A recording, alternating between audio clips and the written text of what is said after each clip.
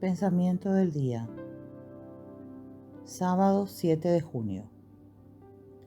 Abiertos a la esperanza.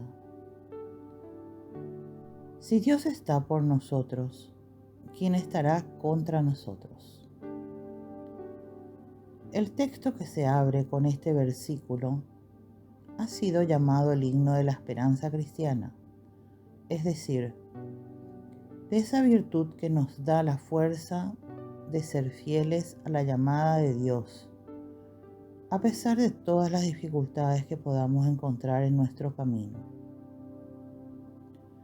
La esperanza nos hace superar todos estos obstáculos, porque nos apoyamos en que Dios nos ama.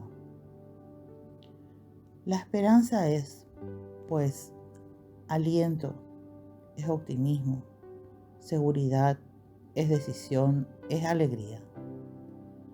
¿Cómo vivir esta palabra? Siendo también nosotros los hombres de la esperanza, lo cual significa no encerrarnos en nuestro pasado, sino lanzarnos hacia afuera, creer que el Evangelio es posible, que el bien es más fuerte que el mal y que ningún acto de bondad verdadera quedará sin fruto. Estar convencidos de que el mañana, construido por Dios, será más hermoso que el hoy.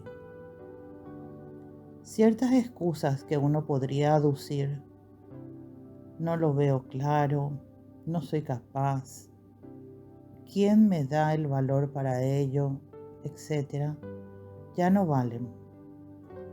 Está Dios, que se ha puesto de nuestra parte.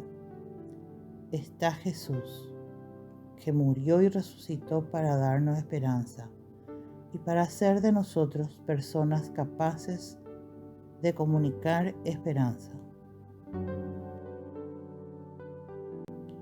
Chiara Lubich, fragmentos del comentario de la Palabra de Vida de marzo de 1985.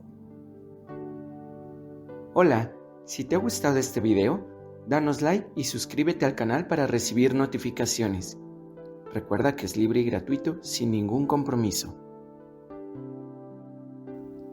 Palabra de vida, junio de 2025. Denles ustedes de comer. Del Evangelio de San Lucas, capítulo 9, versículo 13.